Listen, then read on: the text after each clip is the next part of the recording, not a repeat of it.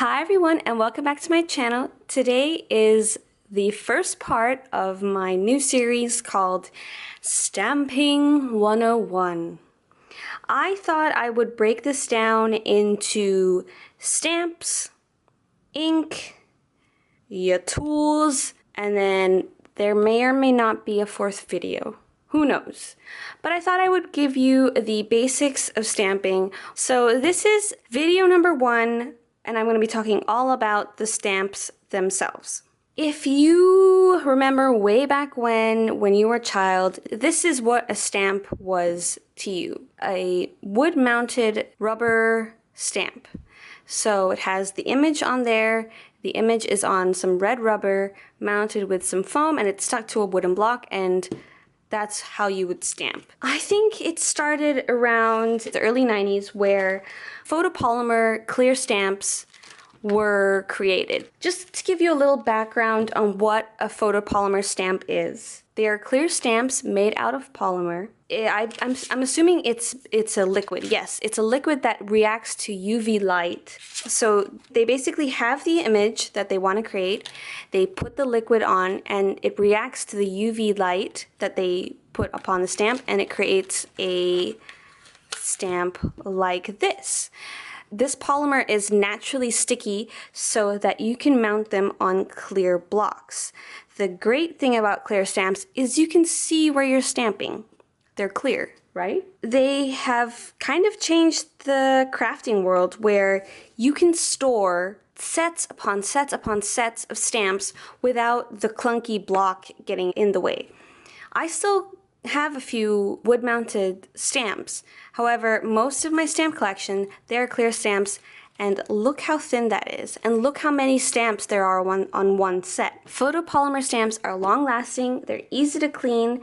If they get a little fuzzy, you can just run them under water and they'll become sticky again. Look, that's not glue, that's just sticking to my hand, because that's the nature of photopolymer. And also, photopolymer was designed and engineered for great ink transfer. So sometimes when you're inking up a red rubber stamp, it doesn't seem like the ink is adhering to the full image, but photopolymer was designed so that it would do that. I want to point out that not all photopolymer stamps are made the same. Sometimes they're called clear stamps, but that doesn't necessarily mean they're photopolymer.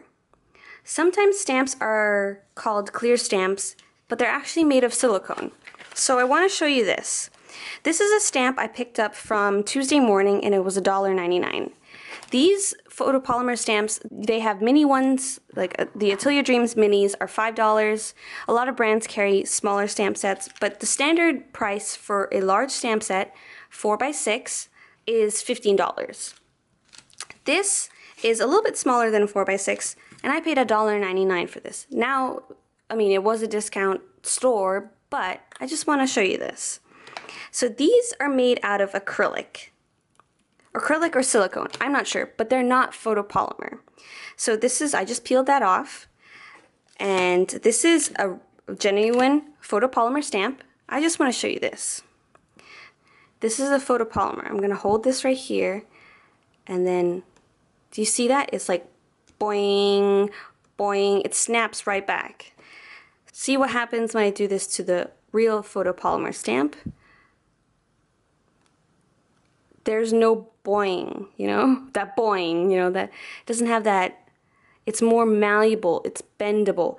These ones, if I hold the shape, it'll bounce right back. So these aren't real photopolymer stamps. These won't last you a long time. And it seems like they don't pick up ink very well. So I just wanted to show you that there are differences in clear stamps. If you see a stamp set and the price is too good to be true, it's probably too good to be true. Just wanted to show you that. So you have the basic information on what a clear stamp is. Where do you buy these said stamps? Well, you can get these kinds at big box stores, Michael's, discount stores, Hobby Lobby, stuff like that. But you can also buy stamp sets from independent stamp designers. If you're looking for specific to planner stamps, here are some brands that I recommend. I will list all the shops down below, and I will also list some that I have yet to try, but I've heard many good things about them, so I will list those down below if you are interested as well. Let's start off with Atelier Dreams. They have many cute kawaii style stamps. They have decorative, functional. They also have mini stamp sets, which are 2x3. They are great for any price point. This one's called Love Notes. You've also got the Sassy Club, which is by Sandra Amelia. You can also find her on YouTube. She has an amazing YouTube channel. I love Sandra's stuff. She is so creative, but she doodles all these herself. You can get hers on thesassyclub.com. And then this one is called Sassy Life. We've also got Miss Mommy Lay Designs. I love Lay's stuff. She has amazing brush lettering, and her stamps are definitely more doodly and brush lettering, which I love. So this is one of the more functional stamp sets. This one's called Shabby Girlfriend. So you got that, Mommy Lay. We also got Studio L2E. Their stuff is very clean, functional stamps. They have had many planner stamps. They're one of the first companies that I ever bought planner stamps from, so I highly recommend Studio L2E. We've also got Kelly Perky's line. I think she collaborated with Hero Arts. This one is called Girl Talk. Her sets are much slimmer, so they're much cheaper, but you still get so many stamps in this stamp set. So I only have one of hers, but hers are great quality as well. We've also got Sakura Lala, which I love their stuff. They have so many of these itty bitty stamps. They're great for your hobonichi or a personal size planner because they are so small, unlike Sandra's, which she likes it big or go home, you know. If you're using a Happy Planner or Erin Condren Planner, I highly recommend Sandra's stamps because they take up more space. But if you're using a personal size planner or Hobonichi Weeks or something like that, I would recommend Sakura Lala. And you've also got your more well-established stamp brands. This is not necessarily a planner-specific stamp set, but you can still use the decorative stamps to put in your planner. So this one's by Hero Arts, and it is called Woodland Creatures. Oh, I forgot. This one from Sakura Lala is called Me Time. So we've gone through a couple of brands where you can pick up your stamp sets from.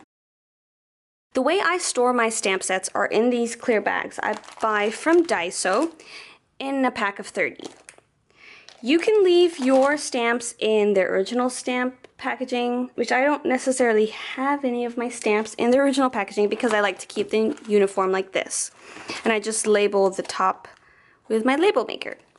But you can store your stamps however you like. Some people just leave them like this and they keep them in a stack, put them in like a little bin like that. I like to keep my mini stamps in a case like this. This is from Daiso as well. But I just wanted to mention that if you were expecting your stamps to come like this, and they won't. Just to let you know.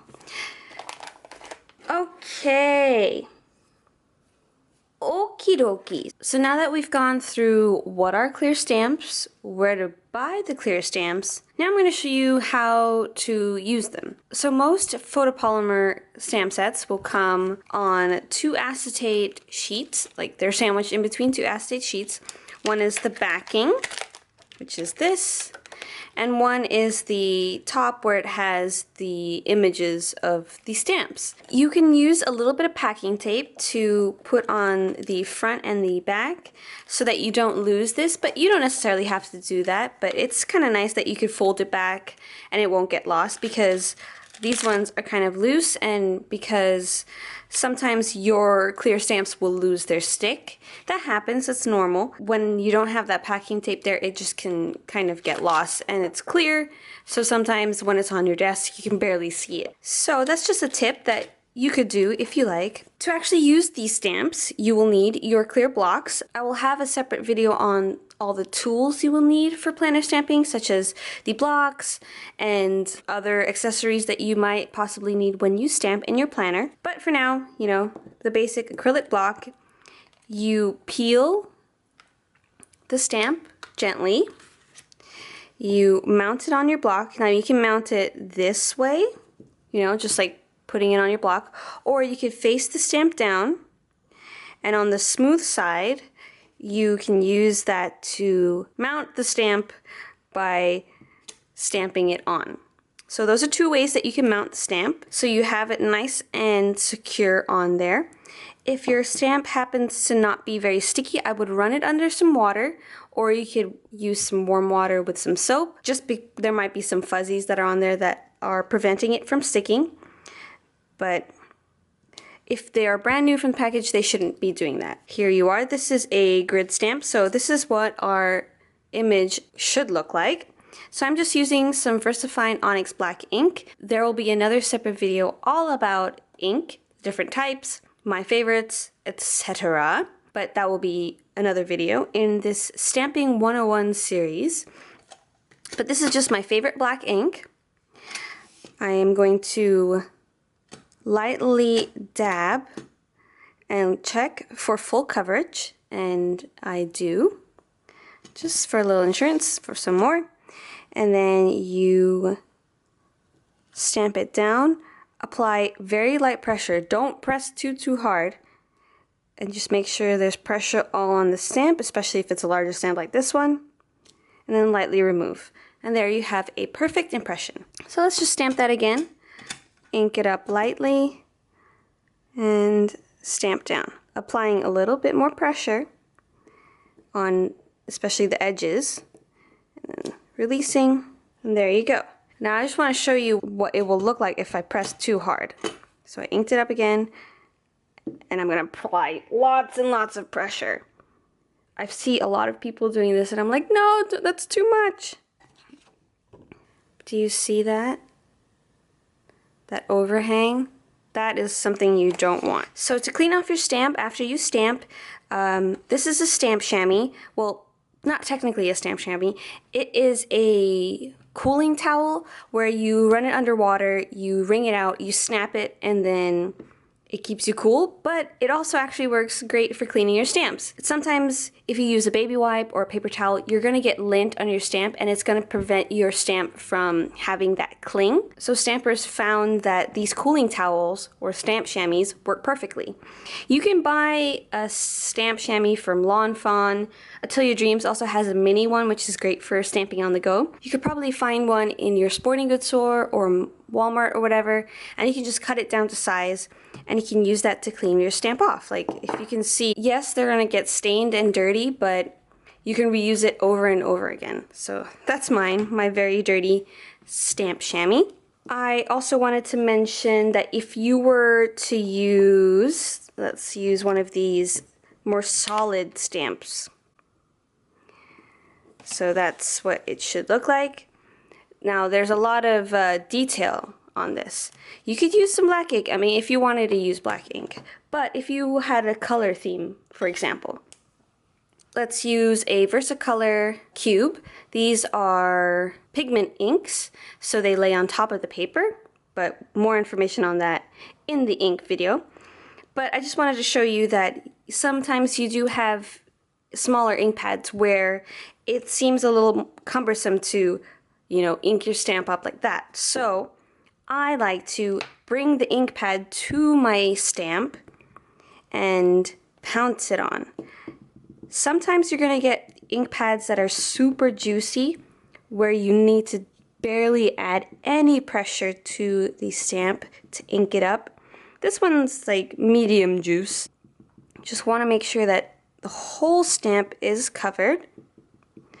Bring it up to your eye level so that you can see. And you just stamp.